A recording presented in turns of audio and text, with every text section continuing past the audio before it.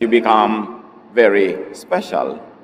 God's attention is given to anyone, kaya napakahalaga na lagi tayong nakapwesto para yung mga blessing ng Panginoon ating tanggapin.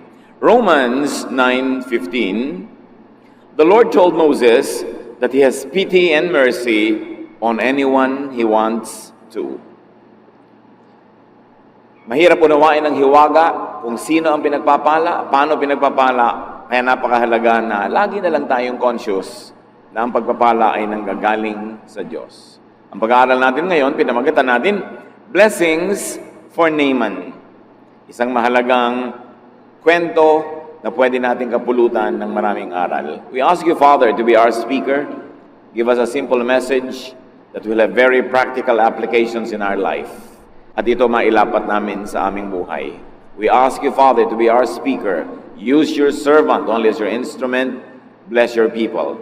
In the name of Jesus Christ, our Lord, our Savior, your Son, we pray. 2 Kings 5:1. Now Naaman was a commander of the army of the king of Aram. He was a great man in the sight of his master and highly regarded, because through him the Lord had given victory to Aram. He was a valiant soldier, but he had leprosy. So here Naaman that we see was a foreigner to Israel, an outsider. He was from Syria, but blessed by God. And immediately a lesson is very clear that God blesses anyone, anywhere. Hindi limitado ang blessing ng Diyos sa isang bansa, sa isang lahi, sa isang grupo. Ang blessing ng Panginoon ay pwedeng matanggap saan ka man naroon sa mundo, anumang lahi ang iyong kinabibilangan. But though blessed, Naaman had leprosy, at the time a very misunderstood kind of disease, and it was incurable. Parang napakalaking bigat sa buhay, at talagang malaki nga na magkaroon ka ng ketong dahil noon ay wala itong gamot at hindi pa nauunawaan ng siyensya o ng medisina. 2 Kings 5:2-3. Now bands of raiders from Aram had gone out and had taken captive a young girl from Israel, and she served Naaman's wife. She said to her mistress, "If only my master would see the prophet who is in Samaria, he would cure him of his leprosy." So itong si Naaman ay general in the army of his king, the king of Aram. At malinaw sa Biblia na binigyan siya ng Diyos ng maraming tagumpay. At dahil sa kanyang mga tagumpay, lalo namang gumanda ang pagtingin sa kanya ng hari, everything was going his way except that he had leprosy. Then one day, ang kanilang mga sundalo ay may mga nahuling bihag. Isa dito, isang dalagitang babae galing sa Israel na naging kasambahay ng asawa ni Aram. This little girl from Israel, this young lady, became a servant to the lady of the house. At sinabi niya, kung ito lamang pong si Sir Aram ay pupunta sa Israel, sa Samaria, magpapagamot sa propeta namin doon, gagaling siya sa kanyang ketong. What we can see here is that this was a very liberal household. Though this was the house of a great man, a slave girl's advice could also be given and heard. In fact, this slave girl's advice would become another blessing in Aram and also very specifically in the life of Naaman. Blessed na nga siya, may madadagdag pang blessing dahil dito sa nabihag na dalagita na nagpayo, sana pumunta na lang doon sa propeta namin para gumaling ang sakit ng kanyang amo. Makikita natin na pwede palang magsalita ang mga katulong sa bahay na yon, pwede magpayo kahit sa kanilang mga amo. So we can see that this type of people, Naaman and his wife, were very good people. Pwede magsalita kahit mga katulong nila sa bahay. 2 Kings 5:4-5.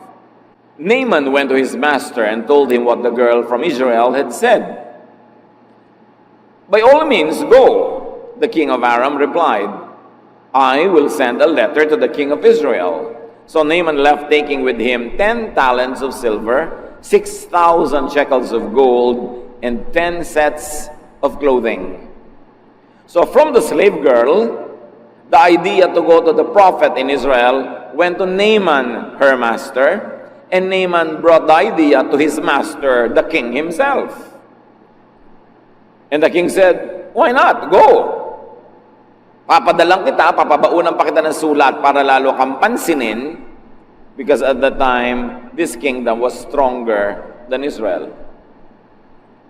So papansinin ng hari ng Israel yung sulat ng hari ng Aram, at nagdala pa itong si Naaman ng pagkarami-raming kayamanan, regalo sa propeta. So another blessing came to Naaman's life. First, the advice of the young lady, the maid in the house, now the king's permission, and even a letter. And then he brought gifts. 2 Kings 5:6-7. The letter that he took to the king of Israel read, "With this letter I am sending my servant Naaman to you so that you may cure him of his leprosy." As soon as the king of Israel read the letter, he tore his robes and said, "Am I God? Can I kill and bring back to life? Why does this fellow send someone to me to be cured of his leprosy? See how he is trying to pick a quarrel with me." Either there was a miscommunication, the king of Aram thought that the king of Israel was the one who had the power to heal, or it was just a general letter asking the king to move whoever was in his kingdom that could heal Naaman. But the king of Israel became afraid. Sabi niya, "Diyos ba ako? Bakit itong hari na to sa kabilang kingdom nagpapadala sa akin ng ganitong uri ng request na pagalingin ko itong leprosy ng kanyang tauhan? Sigurado humahanap yan ng away. Na pag hindi ko napagaling, magkakaroon siya ng excuse para tagirahin at mananalo sila dahil mas malakas sila sa atin kesa ngayon."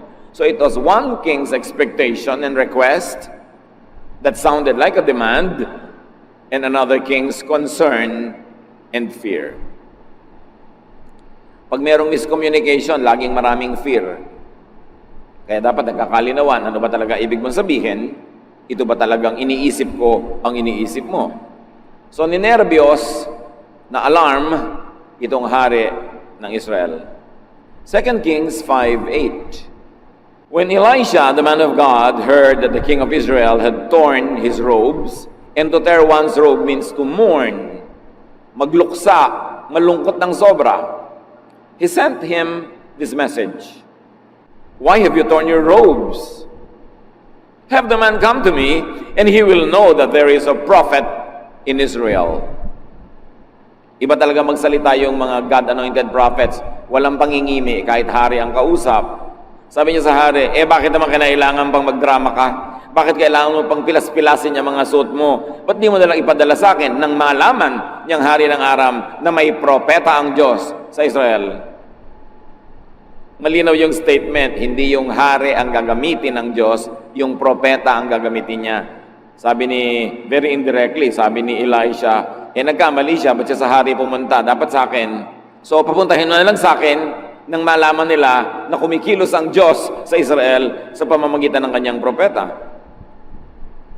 So if we're going to trace the idea, it came from the Lord, of course, but it was, on human terms, from the slave girl.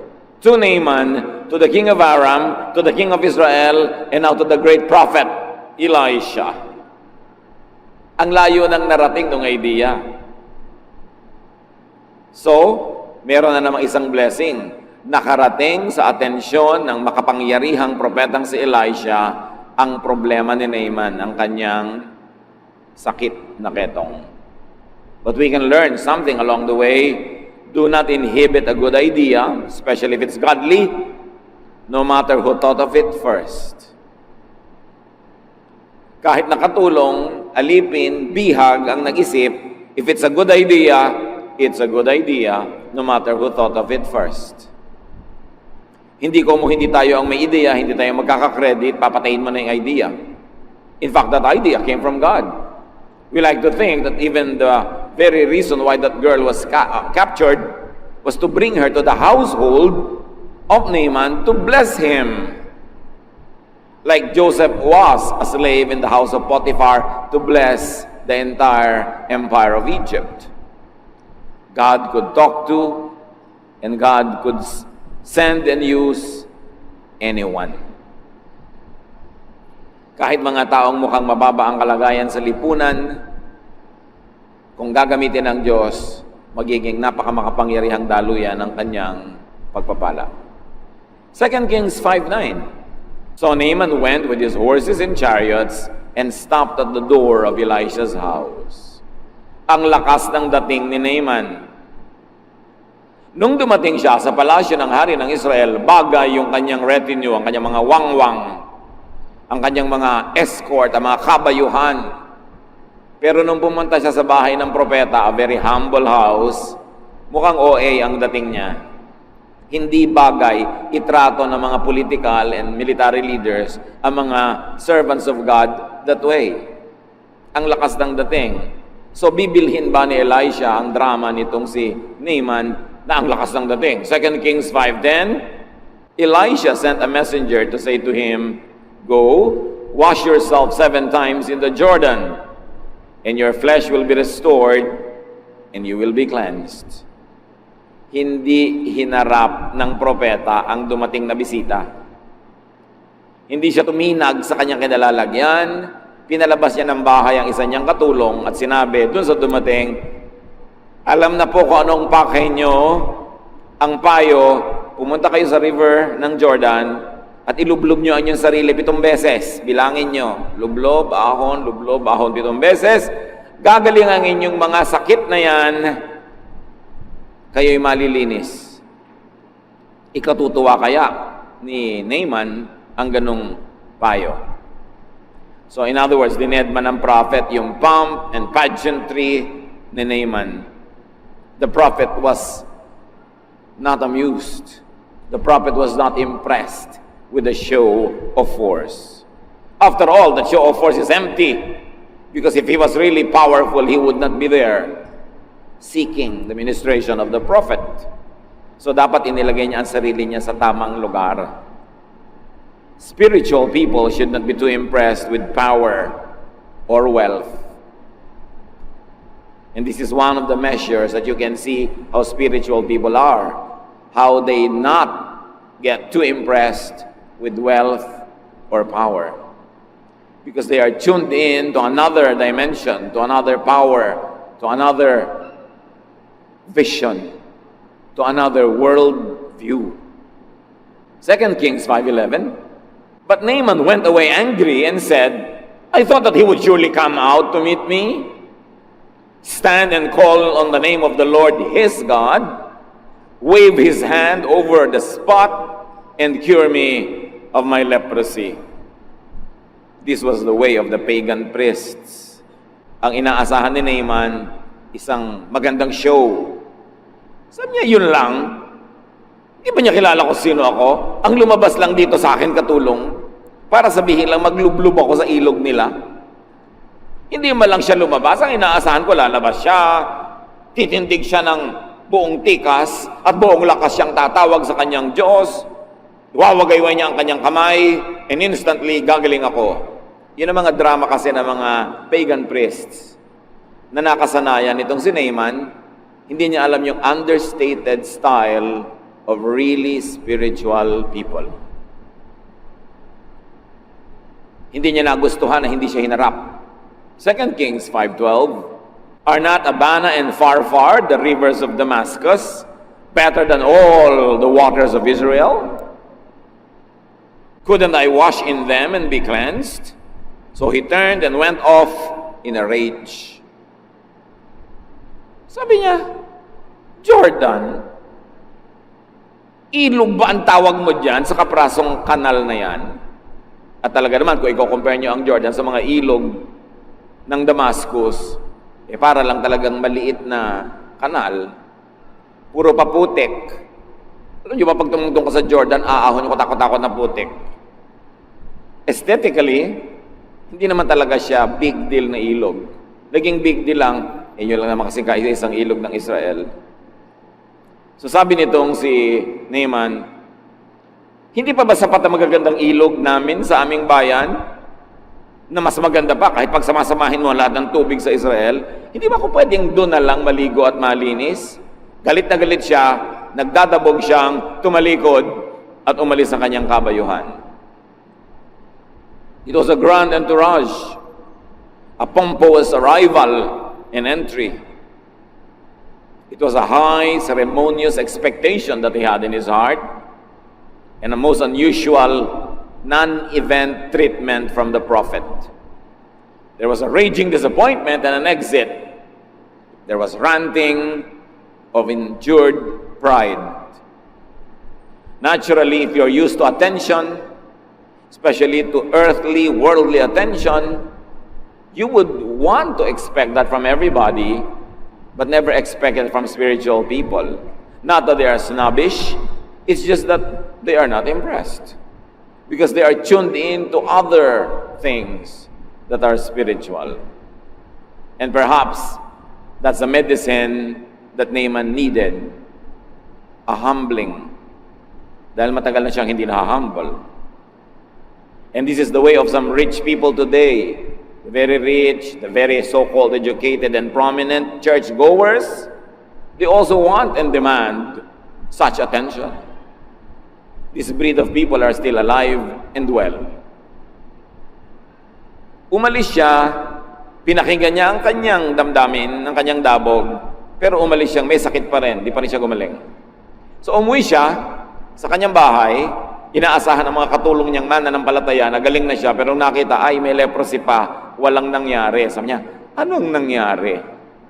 2 Kings 5:13, Naaman's servants went to him and said, "My father, if the prophet had told you to do some great thing, would you not have done it? How much more then when he tells you, wash and be cleansed?" Again, these servants had the freedom to speak out. And it is to your credit if people under you can speak out. Especially if they can speak out for your well-being. Sabi niya, "Tatay, kung yung pong propeta may ipinagawa sa inyong mas mahirap, di ba para gumaling kayo, gagawin nyo? Kung ipinahuli sa inyong ibong Adarna, baka hulihin nyo talaga. Kung ipinasisid sa inyo ang dagat, kung ipinasakop sa inyo ang lahat ng mga kaharian dyan, gagawin nyo. Tapos maglublob lang sa ilog, di nyo pa sinunod. Gaano ba naman kahirap yon?" Naaman was too great to be blessed. No one can be too small to be blessed, but some people are too big to be blessed. At yun ang attitude ni Naaman. So here comes another common advice, another common sense from very common people that many people of high stature miss. Sabi niya, ba't di na lang yung sinunod? Madali namang gawin. Madali sa mapagpakumbaba. Pero hindi madali sa may yabang at angas sa buhay. Una, nainis na siya na hindi siya hinarap. Katulong lang humarap sa kanya, hindi niya opposite number.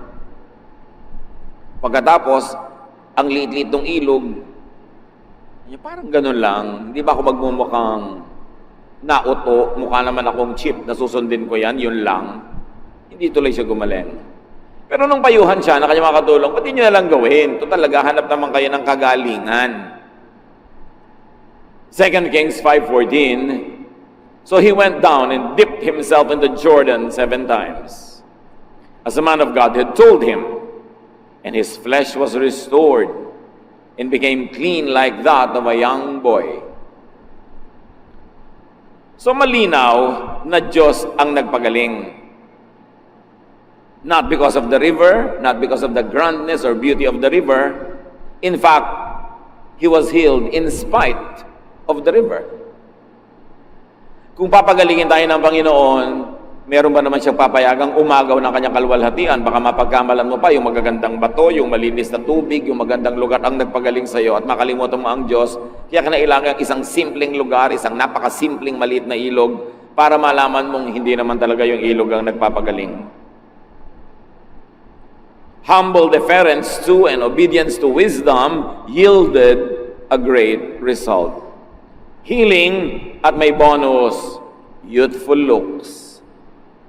Hindi lang siya gumaling, nagmukhang bata pa. Humility pala ang gamot. At kung humility ang gamot, alam nyo kung ano ang sakit. Sabihin nyo sa katabi nyo kung ano yung sakit. Pride, di ba? Ang sakit pala ni Naaman, pride. Kaya ang sagot ng prophet, dinedma siya. Kasi kung inestima mo yon, nagkandara pa ka, lalong yayabang. Hindi naman sa minaliit siya o minalang kwenta, pero ang kailangan niya, humbling eh. Yun ang gamot na kailangan niya. Kaya pala siya pinalulubog 7 beses, ba't hindi na lang 1 beses? Di ba kailangan humble ka para lubog-lutang ka doon? Kailangan may humility ka. Para kang batang sumunod na lang. But unless you had a childlike faith, you will never really receive much from God. As soon as he listened to the advice of his servants and did such a humbling thing as dip 7 times in that muddy river, he got healed. It's the Lord, not the river, that healed him. So huwag kayo magpadala sa mga racket ng mga deboting tubig na galing sa Jordan. Mga deboteng langis na galing sa Holy Land. Anong holy doon? May holy bang land? Land cannot be holy because land is non-living and only the living are capable of righteousness or sinfulness. Walang holy land. Gimmick lang yan ng tourism. But if you like to visit for the historical value, good. Pero huwag kayong papauto na holy land. Magpe-pray ka sa Garden of Gethsemane. Sa garden nyo rin na puro makahiya at okra, nandun din ang Diyos. Hindi nyo kailangan pumunta doon para mag-pray. Pero kung gusto nyo makita, not bad. Pero kayong pauto sa mga holy land, holy oil, holy water. Walang ganun. Ang Diyos ang nagpapagaling. Kaya nga, pagkarumi-rumit, maputik na tubig pa yung ginamit eh. 2 Kings 5:15. Then Naaman and all his attendants went back to the man of God. He stood before him and said, "Now I know that there is no God in all the world except in Israel. So please accept a gift from your servant." Mula sa bahay, nagpunta sa ilog ito, malayo yon ha. Naglubog-lubog siya doon at nung gumaling, hindi mo na umuwi, tumuloy sa bahay ng propeta minus the pomp and pageantry. This time, bumaba na siya sa kanyang kabayo, tumindig siya sa harap ng bahay ng propeta hanggang nilabas siya. May natutunan si Naaman. Dapat mong ilugar ang sarili mo before the man of God. Huwag kang magyabang dyan. Dahil hindi naman ikaw yung man of God, siya. At siya nga hindi mayabang eh. So humility, recognition, and gratitude ang nakita natin na isinunod na ginawa nitong si Naaman. A clear expression of thankfulness. He brought a lot of gifts. Kailangan, yung pagtingin sa ilog na to should not be a source of misplaced national pride. Hindi dahil sa Israel nangyari yon, hindi dahil sa ilog na yon, kundi dahil sa Diyos. Dahil alam nyo, nung panahon na yon, napakaraming may ketong sa Israel, walang pinagaling ang Diyos ni isa. Sa katunayan, sabi sa 2 Kings 5:16, the prophet answered, "As surely as the Lord lives, whom I serve, I will not accept the thing." And even though Naaman urged him, he refused. Hindi tinanggap ng propeta ang mga regalo. It was a dignified and polite refusal befitting an anointed prophet. But you should take note that Elijah's refusal must have had a context. Siguro may dahilan na hindi natin alam, hindi na ipinaliwanag sa Biblia, may dahilan. Baka yumabang na naman tong Naaman pag tinanggapan mo ng regalo. Pag yumabang siya, baka bumalik yung ketong niya. Kasi yung pala ang gamot sa ketong niya, humility. Pagka na naman tinanggapan, baka lumaki ulo. Marami kasi nagre-regalo, pero pag tinanggap mo, para ka na niyang property dahil naregaluhan ka na. Pagka ganun, huwag mong tanggapan dahil may strings attached. Elijah's refusal is not to be considered to be an be-all template for all situations. There are gifts coming from grateful hearts and humble behavior that are good to be received. Pero dapat discerning ka. Kumisan yung gifts kasi binibili mo na yung tao. Nabigyan mo lang, tinanggapan ka lang, Kala mo ka na kung sino mag-demand. Yun ang hindi dapat tinatanggapan ng gifts. So ayaw tanggapin ng propeta yung mga regalo. After all, hindi naman niya kailangan. Simple lang ang buhay niya. So hindi niya kailangan yung mga ginto na yon, yung mga damit na yon. Hindi naman siya maraming mga events sa kailangan niya yon. So hindi niya tinanggap. 2 Kings 5:17, if you will not, meaning if you will not receive these gifts, said Naaman, please let me, your servant, naku, siya na ngayon ang servant ng prophet, marunong nang siyang lumugar ngayon. Please let me, your servant, be given as much earth as a pair of mules can carry, for your servant will never again make burnt offerings and sacrifices to any other god but the Lord. Well-traveled itong si Naaman, exposed siya sa maraming religions, exposed siya sa maraming philosophies, pero ngayon lang siya gumaling from his leprosy. Meron siyang napatunayan. Sabi niya, kung hindi niyo tatanggapin ang regalo ko, ako ang may hihingin. Bigyan niyo ko ng lupa, kakalkaling ko mula dito sa lugar na ito, na kayang dalhin ng 2 buriko. Iuuwi ko sa aking tahanan, gagawa ako ng dambana, ng altar, at doon ako gagawa ng mga offerings. Hindi na ako gagawa ng offering kung kani-kaninong Diyos. Mag-o-offering ako sa Diyos na nagpagaling sa akin. So Naaman wanted to build a portable altar, a tangible piece of intangible spirituality. That's what he wanted to bring home. But remember, this is more symbolic than practical. If it's not the river that healed him, then it's not the soil that mattered either. Hindi yung tubig, hindi yung lupa, hindi yung oil, hindi yung merchandise. But because we are made of flesh, we want something tangible. So uwi-uwi niya souvenir from Israel, lupa, itutumpok niya, gagawin niyang dambana. What is important is faith in God who did all of these things, not in material things that became tools in God's work. At meron pang isa na inilapit itong si Naaman, 2 Kings 5:18, but may the Lord forgive your servant for this one thing. When my master enters the temple of Rimmon to bow down, and he is leaning on my arm, I have to bow there also. When I bow down the temple of Rimmon, may the Lord forgive your servant for this. Malinaw na malinaw dito kay Naaman na meron na siyang Diyos na sinasamba, ang Diyos ng Israel. Pero ganun siya ka-close sa hari. Sa niya yung hari namin, pagpapasok sa templo namin, at lumuluhod siya doon sa templo, nakakapit siya sa braso ko dahil matanda na siya, siyempre, luluhod din ako. Patawarin nawa ako ng Diyos na nagpagaling sa akin. Kung ito'y gawin ko, walang personalan, trabaho lang. So the believer knew that idolatry is out of place in his newfound faith in God. But he had duties. He had work. Trabaho lang. Humihingi siya ng space in his spirituality for his duty and work. Kung ngayon nagpaalam yan sa mga born-again leaders, hindi yan papayagan. Pero pinayagan kaya. 2 Kings 5:19, sabi ng propeta, go in peace. Elisha said. In other words, this Elisha had such a broad mind. He displayed understanding, tolerance, and even a blessing, which many people today should study and emulate. Hindi siya masyadong rabid, narrow-minded, verse-stoning teacher. Sabi niya, naintindihan ko, may tungkulin ka, sige, go in peace. Basta nasa puso mo ang tunay na Panginoon, may trabaho ka, edi gawin mo.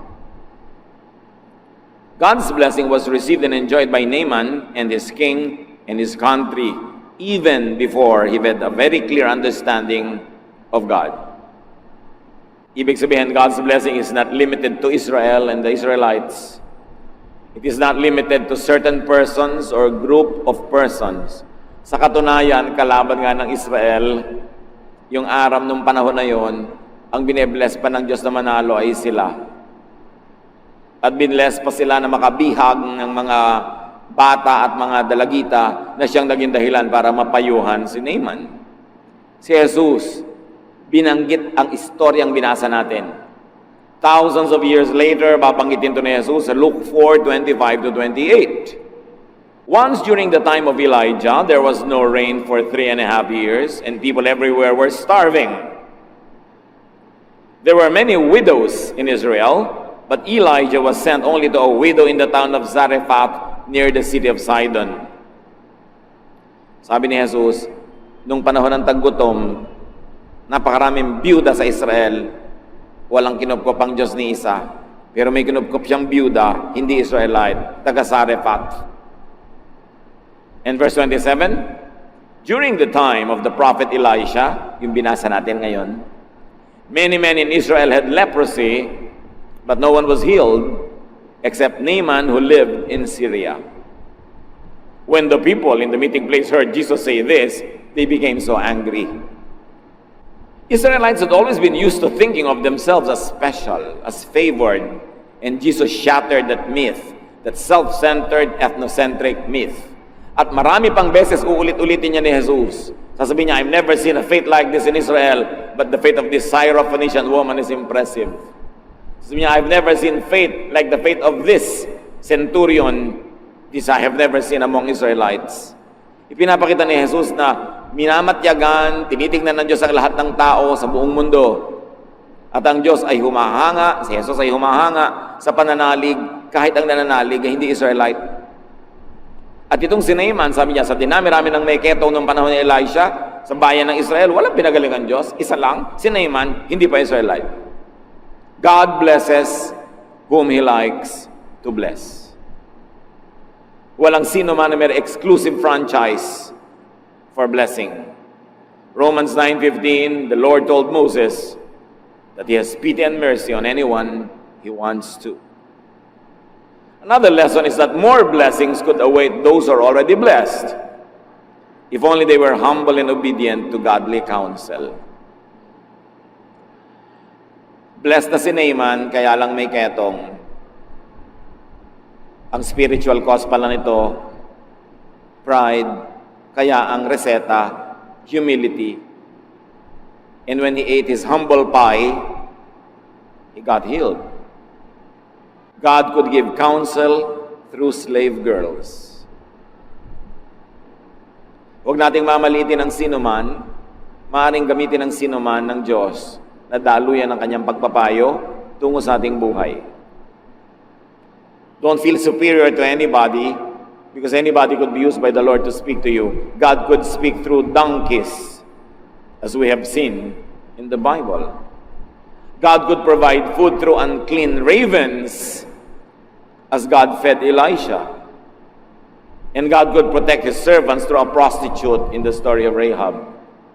Nobody is beyond redemption, and nobody is so badly situated that God could not use her or him. Dapat nakabukas ang ating mata, ang ating tainga sa pagpapala ng Diyos kahit kanino padaanin. Huwag kang mamili. Huwag mo sasabihin, sino ba ang teacher sa Bible study class? Baka mas educated pa ako. Baka mas mayaman pa ako. Baka mas maganda pa yung bahay namin kaysa doon sa lugar ng Bible study na yan. Walang ganong-ganong yabang na dadaling ka pag lumalapit ka sa Diyos para gumaling ang iyong mga ketong at lahat ng tao may leprosy. Iba-iba lang. Kaya napakahalagang suriin natin mga sarili. Baka blessed na tayo, kaya lang, yun yung kaya lang eh. May sabit, may kulang, o may sobra. At maaaring ang dahilan, tulad nitong kay Naaman, kailangan mo pala maglublob ka sa ilog mo, ano man yun. Baka merong taong kinawawa mo noon, dapat bumalik ka sa kanya at mag-sorry ka. Yun ang ilog na lulubluban mo. You're humbling of yourself para mawala ang iyong leprosy. Baka may pinagyabangan ka noon na kailangan ngayong bumawi ka, magpakumbaba. Baka meron ka napakataas na sinabi na kailangan mong bawiin. Ano man yun, mga kapatid, sayang ang pag-upo nyo dyan pag hindi natin inisip na there is a Naaman in all of us. And there is that leprosy in all of us. And there is that humbling act that we should do to receive God's healing and God's blessing. And another lesson from this beautiful story is that gratitude and expressive thanksgiving is a mark of godliness and civility.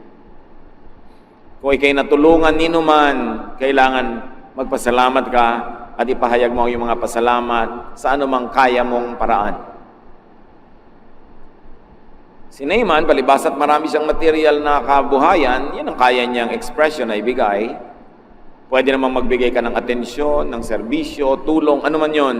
Pero sa sino mang gumagawa ng mabuti sa atin, dapat tumatanaw tayo at marunong tayo magsukli ng kabutihan din. Huwag ka lang tanggap ng tanggap. Mga Kristiyano, pagka nagpunta sa psychiatrist, ang mahal-mahal ng bayad. Pag nagpa-counsel sa mga counselors, TY, kahit malang isang atis ng bulok, wala malang iabot. Papray ng papray kung kani-kanino, ginigising mo na madaling araw pag hindi ka makatulog, naliligalig ka. Kahit man lang isang choknat, hindi mo maabutan. Pero willing na willing ka magbayad sa mga mahal na hindi ka kakilala at wala namang malasakit sa iyo. A really grateful heart will always express it in ways that you can. And another lesson is that one's personal spirituality and profession and work could coexist. Marami nagtatanong, nagtatrabaho po ako sa ganitong lugar, na sa tingin ng maraming Bible teachers, hindi dapat nagtatrabaho doon ang Christian. Yun lang po ang trabaho ko ngayon, nakilala ko po ang Panginoon, nagkaroon ng spirituality. Anong gagawin ko sa buhay? Anong ginawa dito ng propeta? Sabi niya, go in peace. Trabaho mo yan Ngayon, kung hindi ka at isa trabaho na ito, dahil naliligalig ang iyong spirito, tiyakin mo lang na naliligalig dahil nga sa udyok ng Diyos at hindi dahil lang na-brainwash ka ng kung sinong religious person na pinapaniwala kang masama ngayon. Baka naman siya lang may ideya at hindi ang Diyos. Pero kung sakali nga, nalabag sa pagiging maka-Diyos, yung ginagawa mo, hindi maghanap ka ng iba, pero habang hindi ka pa nakakahanap, lalo't may pananagutan ka sa buhay, may mga pinapakain ka, sabi ng propeta, go in peace. Walang personalan, trabaho lang. Maluwag ang Diyos nami-mispackage lang siya and misrepresented ng mga mahihigpit na religious leaders. Pero kung ang Diyos talaga ang pupuntahan mo at yung mga propetang tunay, you will fall in love with God. Kasi ang bait-bait. Ang luwag-luwag kasama, hindi nakakasakal. Pag nakakasakal, hindi yun galing sa Diyos. Kasi hindi naman bumaba si Jesus sa lupa para kasakalin. Alam nga naman ang mission niya, manakal. So pag ang feeling mo nasasakal ka, there's something wrong. Either with the teaching or with the interpretation. If you have conflicts in your mind about your profession and your spirituality, at least in and as a transition period, stay there until you find a better job. But to drop what you're doing and go hungry, hindi naman yun ang kalooban ng Diyos para sa iyo. At hindi mo kailangan gawin yun para patunayang maka-Diyos ka nga. We have to be liberated from these icons. Sometimes Bible-based Christians are so angry with idols, idolatry. Yung mga idols made of wood, of stone, of steel, of whatever. But Bible-based Christians also have many idols. And what are these? Theologies that misrepresent God. Theologies that do not present the true image of God, but shows only the interpretation of the religious. Idol din yun. Mas delikado yung idol na minimisrepresent mo ang Diyos. Na ang Diyos ay laging galit, laging nagpaparusa, puro bawal. It is a misrepresentation of God. Mature spirituality could and would understand other people's boundedness to duty and profession. Meron pa naging Kristiyano pero nasa military o police. So alam nga namang hindi ka na manghuli ng masama at hindi ka na mamaril kung nagbabarilan dahil Kristiyano ka. I-apply natin itong istorya sa tunay na buhay para magkaroon ng kahulugan sa atin. Sabi ng prophet, go in peace. Then settle it later. But for now, you are in a transition period, go in peace. Darating din yung kaayusan na yan na hinahanap mo. Mature spirituality could and would be tolerant of people's realities and even beliefs. You don't walk into people's lives and rearrange them the way your religion tells you to. You respect people and you let them process their spirituality in their time, at their pace, in their context. Naaman was a believer, though not fully aware of it. Maraming mga tao naniniwala sa Diyos, hindi lang nila alam na naniniwala pala sila, pero yung kilos, asal, gawa nila, nagsasabing mananampalataya sila. Kaya bine-bless ng Diyos si Naaman. May kulang lang yung inayos, the humbling part. But in all other aspects of his life, he was already blessed. Marami mga mananampalataya, hindi lang articulated ng theology sa kanilang pananalig nila sa Diyos. At kadalasan, makikita nyo sa Biblia, dinadala sila ng Diyos sa mga taong makakapagpaliwanag ng kanilang isip at makakapagpalalo, makakapag-fine-tune ng kanilang pananalig.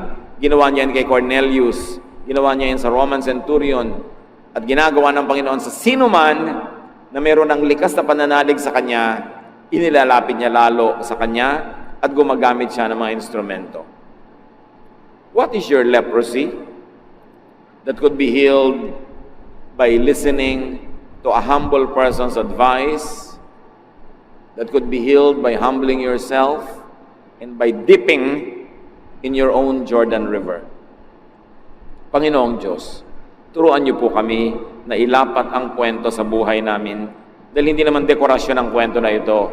Ito'y tungkol din sa amin.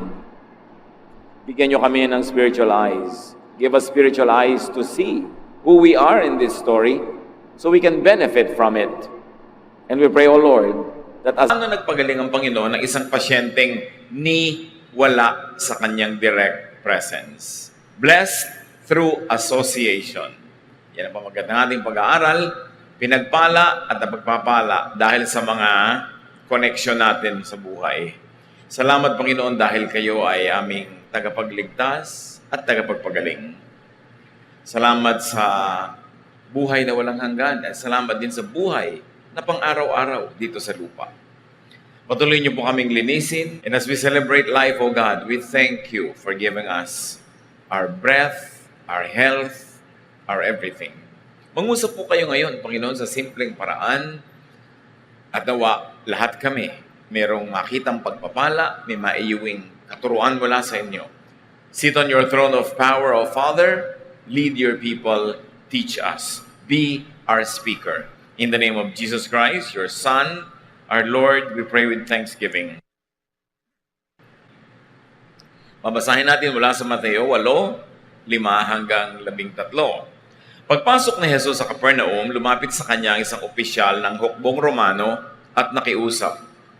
Ginoo, ang katulong ko po ay naparalisado. Siya po'y nakaratay sa bahay at lubhang nahihirapan. Sinabi ni Jesus, pupuntahan ko siya at pagagalingin. Ngunit sumagot sa kanya ang opisyal, Ginoo, hindi po ako karapat-dapat na puntahan pa ninyo sa aking bahay. Sabihin na lamang po ninyo at gagaling na ang aking katulong. Ako'y nasa ilalim ng mga nakakataas sa pinuno at may nasasakupan ding mga kawal. Kapag inutusan ko ang isa, pumunta ka roon, siya'y pumupunta. At ang isa naman, halika, siya'y lumalapit. Kapag sinabi ko sa aking alipin, gawin mo ito, ginagawa nga niya yun. Damangha si Jesus ang marinig ito at sinabi niya sa mga taong sumusunod sa kanya, tandaan ninyo, hindi pa ako nakakita ng ganito kalaking pananampalataya sa buong Israel. Tandaan ninyo, marami ang darating buhat sa silangan at sa kanluran at dudulog sa hapag kasalo ni Abraham, Isaac at Jacob sa kaharian ng langit. Ngunit, ang mga taong dapat sanay kasama sa kaharian ay itatapon sa kadiliman. Mananangis sila doon at magngangalit ang kanilang mga ngipin. At sinabi ni Jesus sa opisyal, umuwi ka na, mangyayari ang hinihiling mo ayon sa iyong pananampalataya. Sa oras ding yon ay gumaling ang katulong ng kapitan. A very remarkable story, especially when we pay attention to the details. At muli nating basahin isa-isa at hanapan at kapulutan ng aral. Matthew 8:5-6, When Jesus was going into the town of Capernaum, an army officer came up to him and said, "Lord, my servant is at home in such terrible pain that he can't even move." May mga ganong sakit. Yung iba frozen shoulders, yung iba arthritis. May mga sakit ang katawan na hindi makagalaw ang iyong kamay, ang iyong braso, anumang bahagi ng iyong katawan, ang iyong paa, at napakasakit. Matinding kirot. At yun ang naramdaman nitong isang katulong ng isang Roman officer. The Romans were foreigners in Israel. In fact, they were conquerors. Kaya hindi mo inaasahan na may Roman na lalapit kay Jesus, lalong-lalo na isang Roman officer. Mataas ang ranggo. A Gentile man of high military and social rank intercedes for a servant. It is most unusual. Mataas na ranggong opisyal, tapos ang ilalapit kay Jesus ni hindi malang sundalo, katulong niya sa bahay. At malamang na ang katulong na yon ay isang native Israelite, hindi man lang Roman citizen. Kaya nakakagulat ang malasakit at ang ginawa ng lalaking ito para ilapit kay Jesus, ang isang taong kung tutusin sa mga values ng panahon nila ay di naman mahalaga sa kanya. Hindi naman mahalaga doon ang buhay ng mga tao, lalong-lalo kung foreigner at lalong-lalo kung empleyado mo lang noong panahon na yon. At sabi ng Panginoon sa Matthew 8:7, "I will go and heal him." Hindi na naghintay ang Panginoon na siya imbitahan. In fact, hindi naman siya iniimbitahan eh. Sinabi lang sa kanya yung nangyayari, nagaganap doon sa katulong ng Roman officer.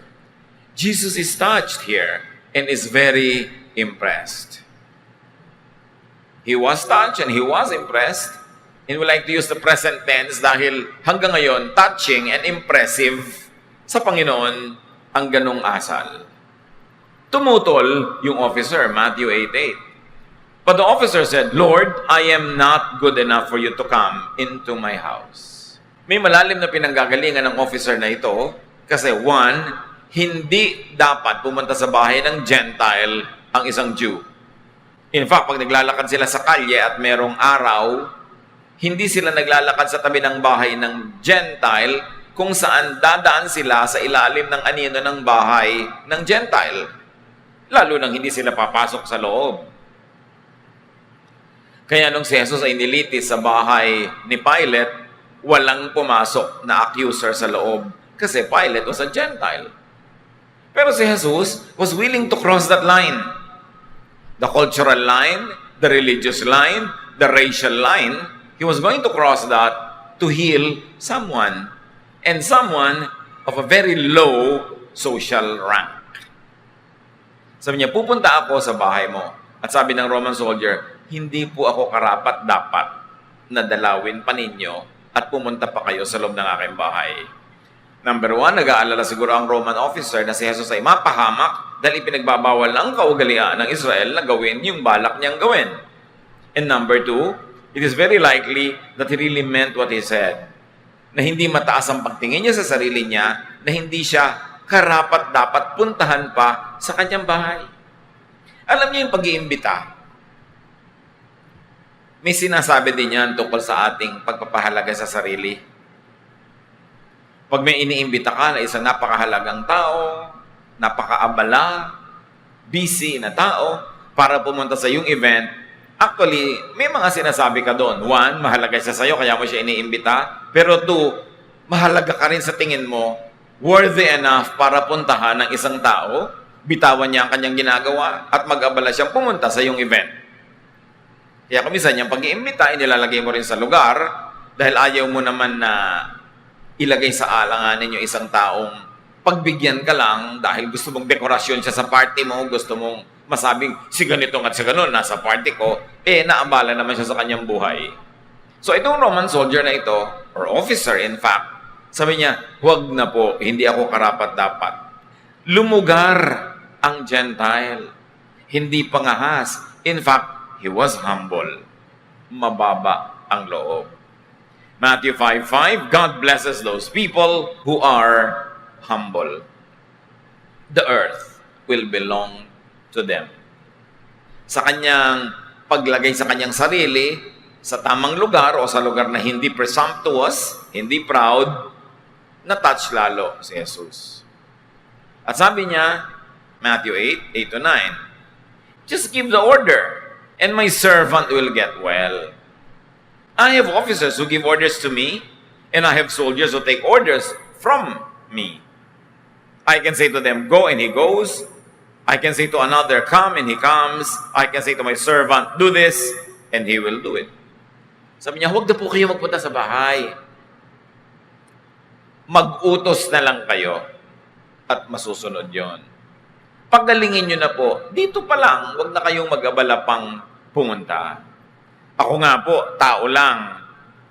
Hamak na tao lamang. May mga opisyal na nakakataas sa akin. Pag nag-utos, sinusunod ko.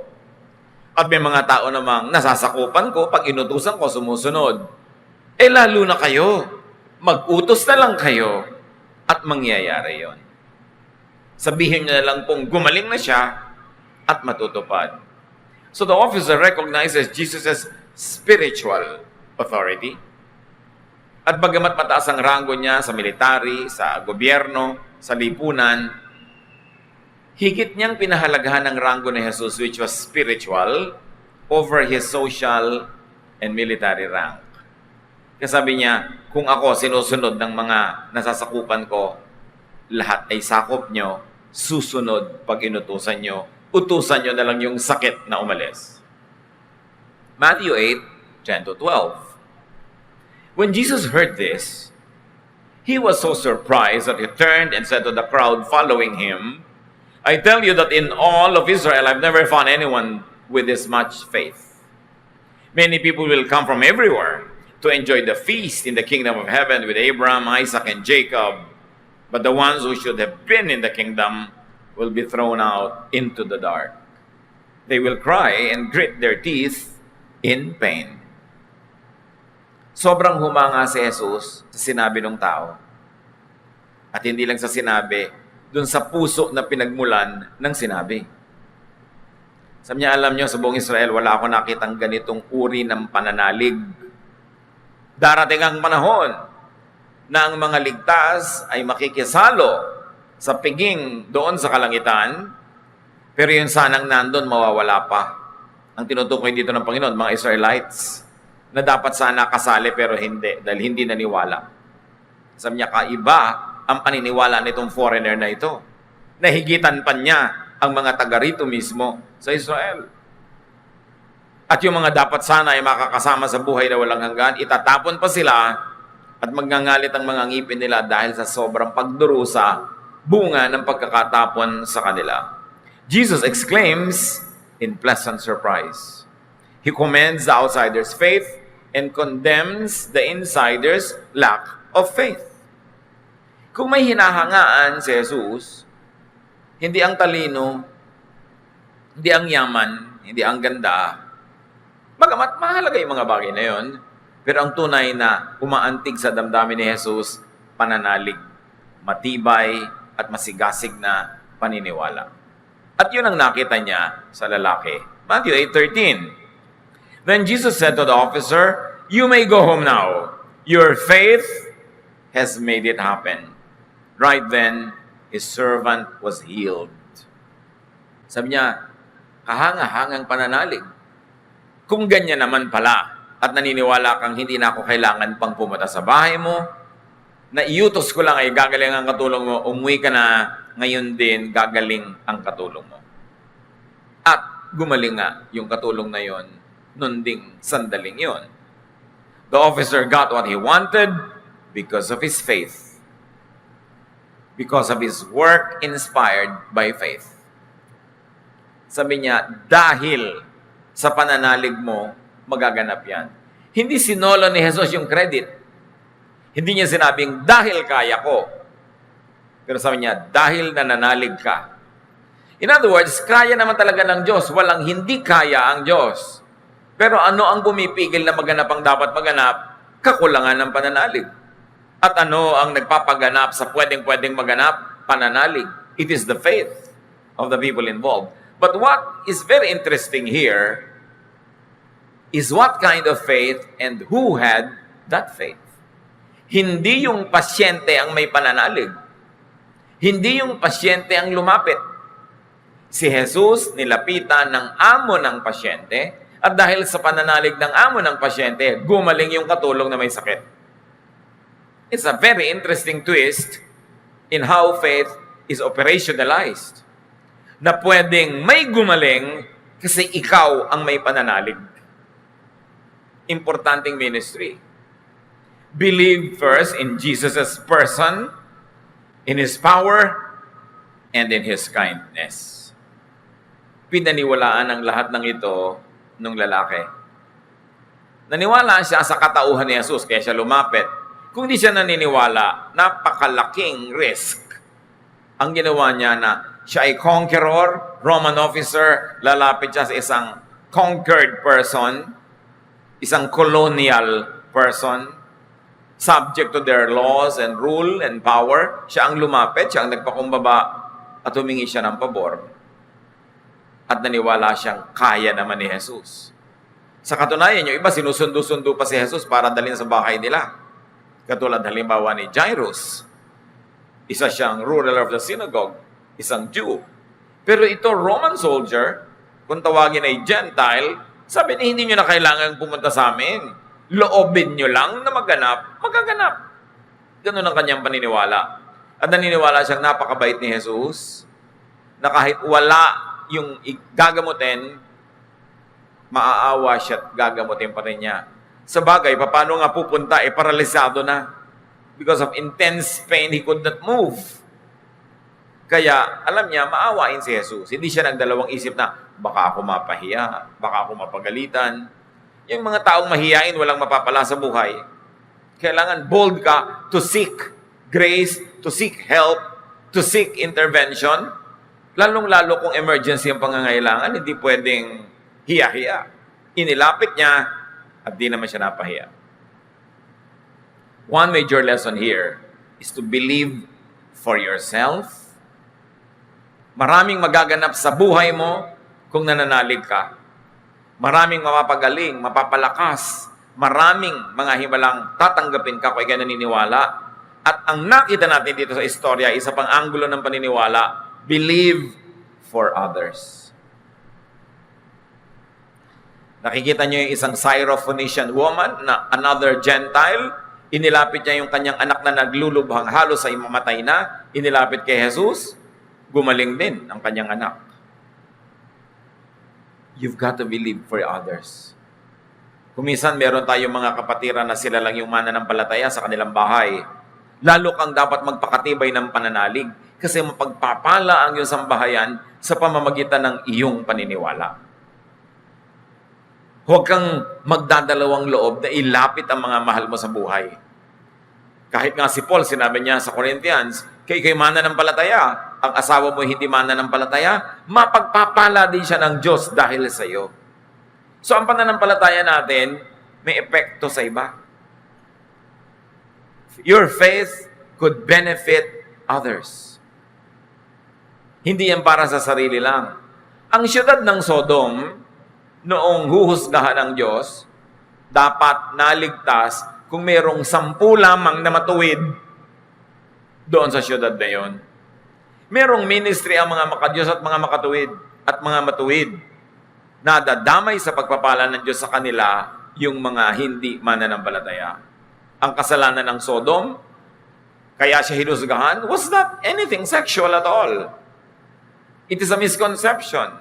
The sin of Sodom was pride and selfishness.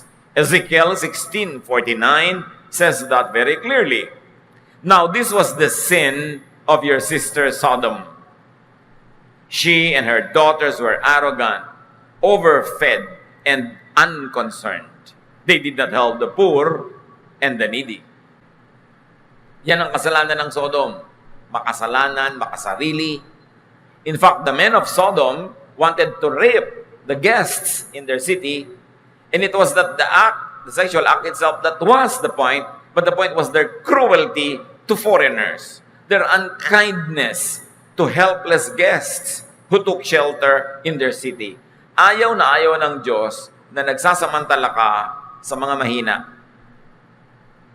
Na pwede mong tulungan, di mo tinutulungan, pinagkakaitan mo at pinagsasamantalahan mo pa.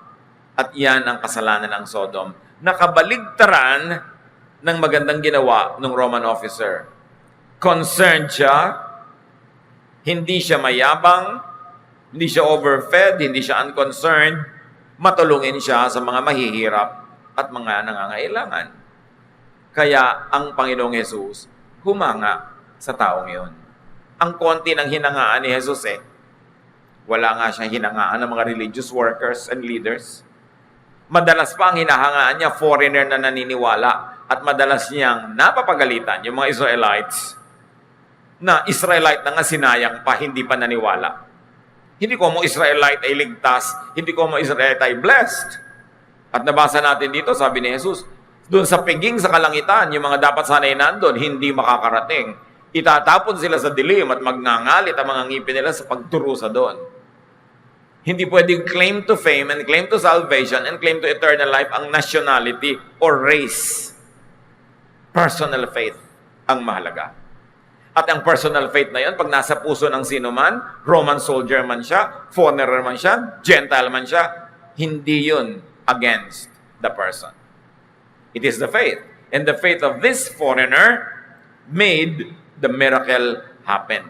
The miracle is always doable as far as God is concerned. What stops it from happening is the lack of faith of people who should either receive it or who should intercede for others who needed it.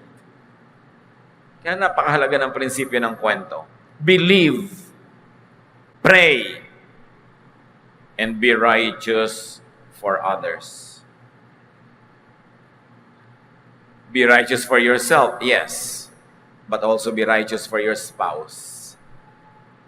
Pagka ang iyong asawa hindi mananampalataya, doblehin mo ang kabanalan mo para hati kayo sa benefit. Ganon din, you should be righteous for your child. May mga anak kang pasaway, may mga anak kang ayaw mag-aral ng salita ng Diyos, gumagawa ng mga mali. Lalo kang magpaka-tama sa buhay para yung kabanalan mo, hati kayo ng anak mo. Be righteous for your parent in case that is your parent who is not a believer or who needs the benefit of intercession by someone who believes. Be righteous for your brother or sister, for your friend, for others.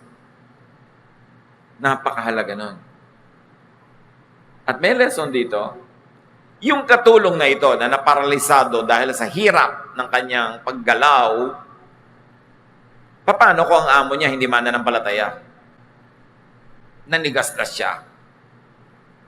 Baka ikinamatay na niya yon. Get blessed through association. Kaya nga yan ang title natin. Mamamasuka na rin lang kayo doon na sa mananampalataya. Makikipagkaibigan na rin lang kayo doon na sa mananampalataya. Makikipagnobyo ka na rin lang. Makikipagpartner ka na rin lang sa negosyo. Doon na sa mananampalataya. Because you can get blessed through association. Yun ay kung may choice ka. Anong mahihita mo kung yung kasama mo, partner mo, pinapakisamahan mo, hindi mananampalataya, walang pananalig.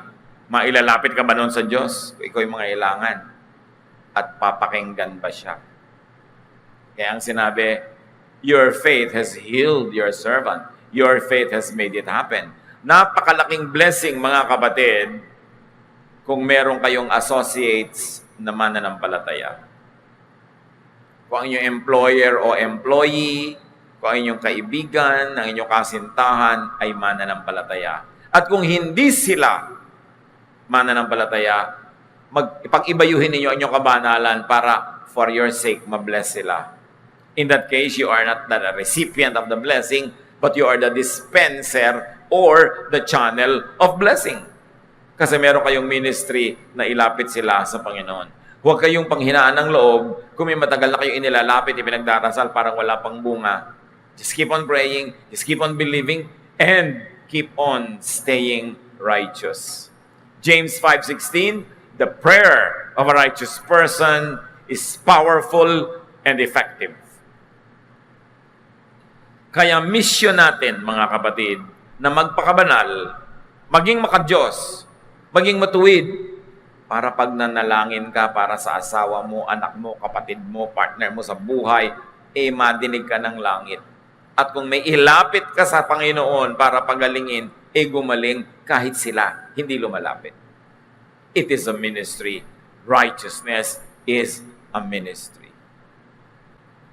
May mga ministry na pagkanta, pagtugtog, may ministry na pagpipreach, pagtiteach, pero lahat tayo pwede sa ministry na ito. Be righteous. So that when you pray, the prayer of your righteous self will have effective powers. Because the faith of a righteous person moves the hand of God. Magandang ministry yan.